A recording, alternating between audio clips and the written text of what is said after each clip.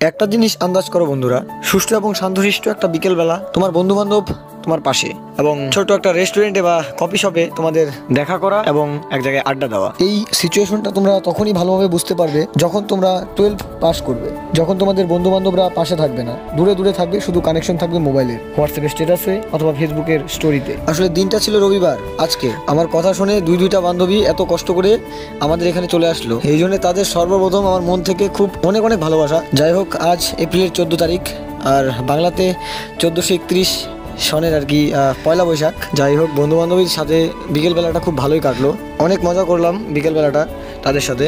আজ এই নিয়ে কোনো বড় ব্লগ বানালাম না, এই ছোট্ট মিনি ব্লগ দিয়েই তোমাদের ইন্ট্রোডিউস করালাম। কফি হাউসের সেই আড্ডাটা যার নেই, তোর বিয়ে হয়ে গেলে আর থাকবো না এই কফি হাউসের আড্ডা, চিন্তা করিস না।